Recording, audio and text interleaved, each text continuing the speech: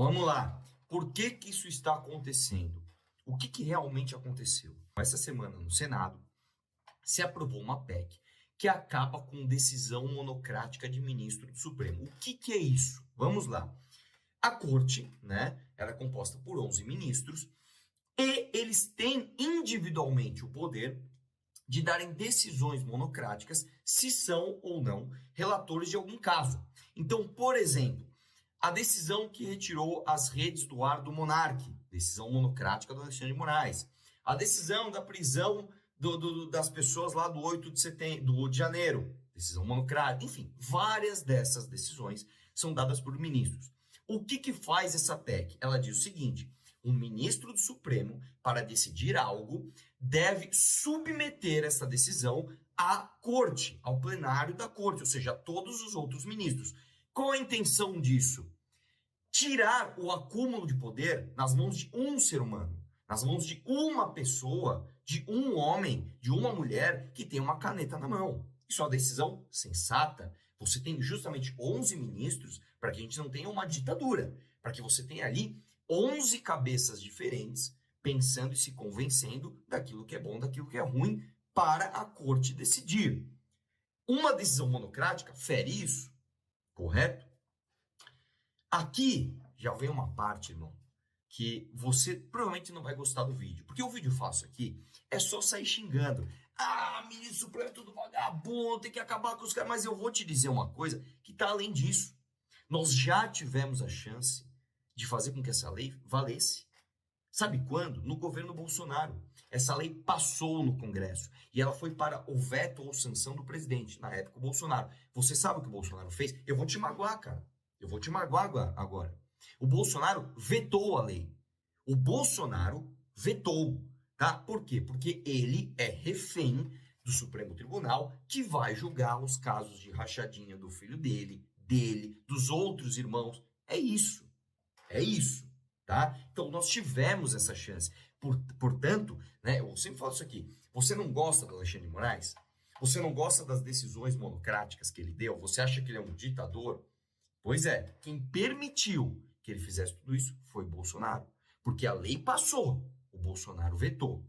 Desta vez, o Senado, por iniciativa do próprio Senado, passou essa PEC.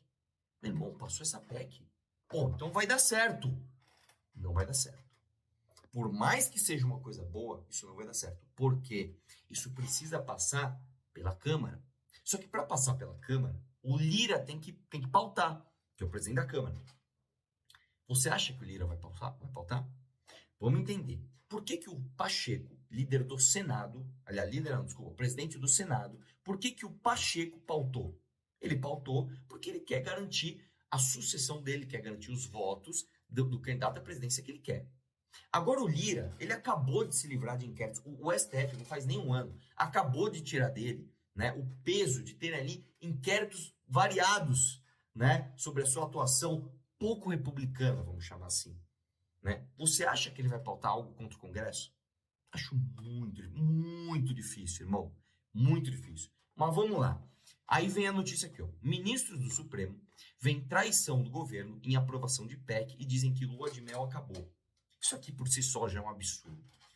O Supremo dizer que acabou a lua de mel com o governo, onde já se viu ter lua de mel com o governo? O Felipe Moura Brasil disse até o seguinte: traição, dizem ministros do STF, à imprensa amiga, sobre a aprovação no Senado da PEC que limita seus poderes. Só trai quem mantinha relacionamento de compromisso. Nunca deveria existir isso entre juízes no exercício da função e políticos. Né? Juiz é uma coisa, política é outra. Não tem que ter lua de mel entre os dois. Mas existe, porque o STF virou partido. É muito triste você ver isso. É muito triste você ver isso. E aí, meu irmão, eu vou te dizer o seguinte. Por que que isso está acontecendo? O que tem a ver o governo com isso? O Jacques Wagner, tá, que é o líder do PT, do governo no Senado, que é quem defende os interesses do governo no Senado, foi quem articulou para isso passar, né? Inclusive ele pegou alguns senadores do PSD, que são base do governo, e falou: ó, vocês votem a favor ainda da PEC aí, hein? Ele próprio, o próprio Jacques Wagner, votou a favor da PEC. tá? Liberou a bancada do PT para votar como quiser. Os senadores do PT não quiseram votar, né, dessa vez, falaram, não, vamos votar contra, mas já sabiam que essa PEC ia ser aprovada. E a PEC foi aprovada, irmão. E a PEC foi aprovada. Isso mostra, cara, e essa é a parte mais interessante, que está havendo a quebra do que a gente chama de consórcio, tá? Para o Lula se tornar presidente, houve um acordo no consórcio. O que é o tal do consórcio? Você tinha o Lula preso e inelegível. Você teve que soltar o Lula, entendendo que a prisão após julgamento de segunda instância não deveria mais valer, né? Revendo pela terceira vez um entendimento da Suprema Corte. Em menos de 30 anos, a gente viu pela terceira vez que pode prender, não pode prender, pode prender, não pode prender. Porque era o Lula. Tirou o Lula da cadeia. Ó, só que ele tá inelegível. Ah, ele tá inelegível? Então faz o seguinte, ó. Considera aqui que a Lava Jato começou no lugar errado. Tinha que começar em Brasília. Começa o processo de novo. Bem agora que o Lula passou da idade, então agora prescreveram seus crimes, então agora ele está elegível de novo. Vamos mais aí, foram mais além. Vamos anular todas as condenações e todas as provas da Lava Jato, porque o Sérgio Moro é considerado suspeito. Por quê? Porque tem uma prova, entre aspas, de um hacker, tá? Que diz aqui que eles conversaram coisas que não deveriam.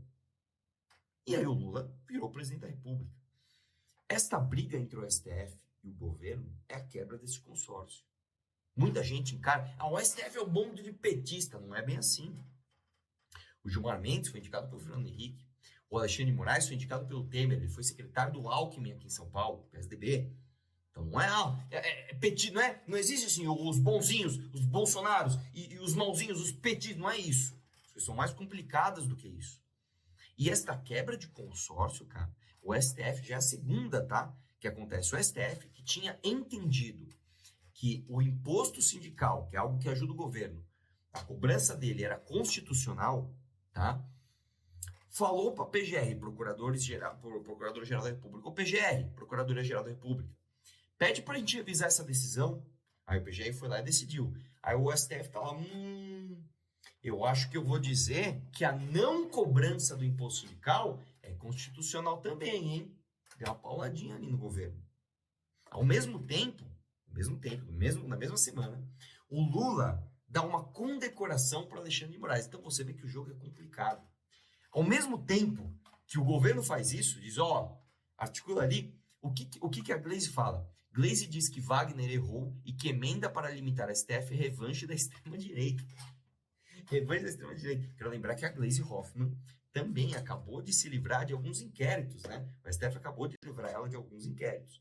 Então, meu irmão, fica esse jogo, né? De, não, tira daqui, fala ali, dá uma declaração polêmica, mas aí cede aqui. Eu vou dar um exemplo. Bolsonaro. Eu sou imbrochável, o Alexandre de Moraes, eu não vou respeitar a decisão dele. Sai das câmeras, pede pro Temer, escreve uma carta para mim passando um pano pros caras. Vai lá e veta a lei que acabava com decisão monocrática. O Lula faz o contrário. Dá uma condecoração para Alexandre de Moraes, diz que o STF é maravilhoso, mas articula com o líder do governo para limitar os poderes da corte. Cara, você vê que o Brasil não é para amadores.